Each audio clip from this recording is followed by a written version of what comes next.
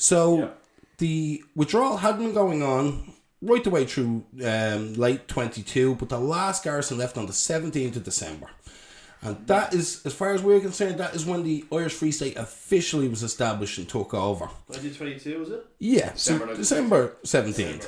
So the British troops left the military barracks around the country. The Irish Free State Army marched in to formally take possession. Now, there was one small difference here. The three treaty ports, Bearhaven, Spike Island and Lough Swilly, these were retained by the British in accordance with the Anglo-Irish Treaty of the 6th of December 1921. Now, these wouldn't be returned till 1938. And we will do a whole episode as we talk about the emergency in Ireland. We'll go to that. But as well, on the 17th of December, this is when the border with the north of Ireland was officially established. So now we're going to look at the troop number. So, as I said, the withdrawal had been happening, but on the 17th of December, there was 364 officers, 6,254 other ranks still left in Ireland. The overall commander of the troops was General Neville Macready, and he'd been in charge during the War of Independence.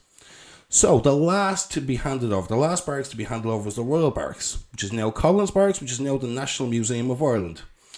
General Richard Mulcahy for the Irish Free State saluted the regimental colours of the Wiltshire Regiment as they left, and he formally took control. So when leaving the barracks, the battalions were formed into columns. They marched out in formation. The columns were led by a band playing Irish songs. Now, prominently remembered by a lot of witnesses' newspaper reports was the song Let Erin Remember the Days of Old. So the British troops marched from Collins Barracks along the North Quays to the North Wall to await the transport. So the British troops were flanked by the Free State Army to protect them from attack by the anti-treaty IRA, and the Dublin Metropolitan Police, the DMP, they'd cordoned off the area, cleared any obstruction. They were in charge of crowd patrol. Jesus, so were the IRA trying to, even though they were leaving, could they not just let them go? So this was what happened, but they were afraid that they were going to try and attack them to... Just out of spite, kind of? No, to make the IRA form back into one cohesive unit. Oh, right, yeah. But this never happened. They had the entire lot of them, both sides of the quays, right from Houston Station, right down to the docks, completely cordoned off. There was some well-wishers, but for the most part, there wasn't. But this is one of the things, so they didn't receive the hostile departure that a lot of people thought. So around O'Connell Bridge, there'd been a large group on the bridge waving them off. So the people who lived around the barracks, they got on with the soldiers. So Kevin Kearns, the author, interviewed Margaret Burnham. She was interviewed at the age of 81, who lived in the Sarsfield Quay area, it's Wolftown Quay, in front of the Royal Barracks. And she remembers the Wiltshire Regiment coming into the tenements to say goodbye the night before the evacuation.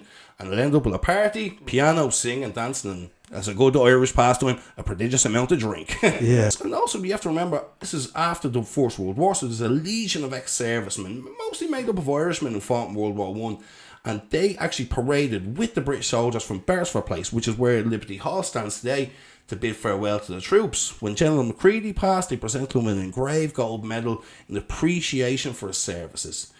They then marched behind the main column down to the North Wall. And on some of the vehicles, then you had the British writing messages such as "Goodbye Dublin," and there was a bit of joviality in the leaving, So when the British troops they got to the North Wall, General Macready boarded his flagship, the HMS Dragon. He hoisted his flag, his troops gave 3 cheers, and the ship fired a 17-gun salute. The last 2 troops to board the ships were Acting Captain Lieutenant Henry Robinson and a Captain Shepherd. So on board the ship, Macready made his final entry in his Irish War Diary, and this simply stated, the evacuation of Dublin was completed without any interference from the Republicans. At 3 p.m, the British ships departed. After 26 counties, the Free State came into existence. But as the country was in the grip of the Civil War at the moment, there wasn't time to celebrate. But if you look at the papers from the next day, so the Evening Herald on the 18th of December had a quote. So it says, "Today, a load of cold and empty cookers standing in line at the Alexandra Basin, some huts, small flags trampled into the mud, and some flotsam and jetsam are the sole reminders of the British